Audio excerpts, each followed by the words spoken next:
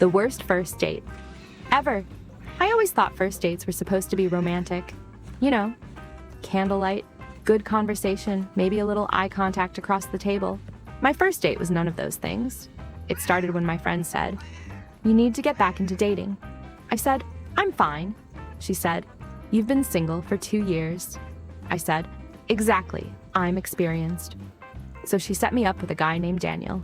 She showed me his picture. He looked handsome, confident, and normal. 3 very dangerous qualities. We agreed to meet at a nice little Italian restaurant on Friday night. I arrived 10 minutes early because I wanted to look relaxed. Instead, I sat in my car for 10 minutes, practicing how to say, "Hey, nice to meet you." Somehow, every version sounded like I was being questioned by the police.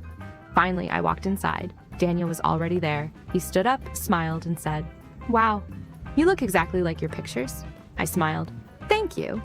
Then I realized that was not a compliment. It sounded like he had expected me to look worse.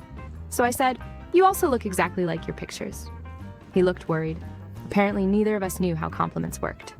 We sat down. The waiter came over and asked, "Would you like something to drink?" Daniel said, "I'll have a beer." I said, "I'll have water." The waiter looked at me and said, "Still water?" I said, "Yes." Daniel looked at me and laughed. I said, "What?" He said, "Nothing. You just seem like a still water person." I should have left, but I thought, maybe this is his sense of humor. Spoiler alert, it was. For the next 20 minutes, he told jokes that were so bad, I started laughing because I felt sorry for him. Then he asked me the classic first date question. "So, what do you do for fun?" I said, "I like traveling, watching movies, trying new restaurants." He nodded seriously. Then he said, "I like collecting fridge magnets." I waited for the punchline. There wasn't one. He genuinely collected fridge magnets. He had 147. He even showed me a photo. Not a photo of himself, a photo of his refrigerator. At this point, I realized I wasn't on a date. I was being recruited into a very small, very confusing cult. Then came dinner. I ordered pasta. Daniel ordered a giant steak. The waiter asked, "How would you like your steak?" Daniel said, "Medium rare." The waiter asked me, "And the pasta?" I said, "Just normal." Daniel looked at me and whispered, "Interesting choice." I said, "It's pasta." He said, "I know." Then while we were eating, I accidentally dropped a piece of pasta on my shirt. Daniel stared at it. I laughed and said, "Well, that's embarrassing." He said, "Don't worry, I saw it happen in slow motion." I didn't know what to say, so I drank my water. Unfortunately, I drank too quickly and started coughing. Daniel immediately stood up and yelled, "Is she choking?" The entire restaurant turned around. I waved my hands. "No, I'm okay." He yelled even louder, "She's okay." Now everyone was staring at me. I wanted the floor to open up and swallow me. Finally, dinner ended. I thought, thank God.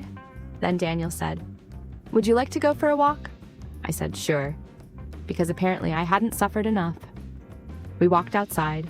Everything was going surprisingly well. The weather was nice. The conversation was better. And then Daniel stopped. He looked at me seriously and said, "I have something important to tell you." I thought, here we go. Maybe he had been married. Maybe he had kids. Maybe he was secretly a serial killer. He reached into his pocket, pulled something out, and handed it to me. It was a fridge magnet. He said, "I got this in Italy last summer. I think it belongs with you." I stared at the magnet. It was shaped like a tiny pizza. I said, "Daniel, are you giving me a souvenir?" He smiled. "No, I'm giving you responsibility." Apparently, he wanted me to start my own collection. I politely declined. He looked disappointed. Then he said, "I understand. You're not ready." We said goodbye. I went home. The next morning, I got a text. It said, "Had a great time last night. I feel like we really connected." I replied, "Me too."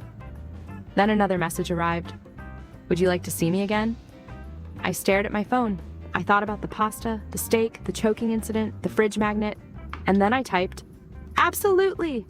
Because honestly, I still wanted to know what magnet number 148 looked like.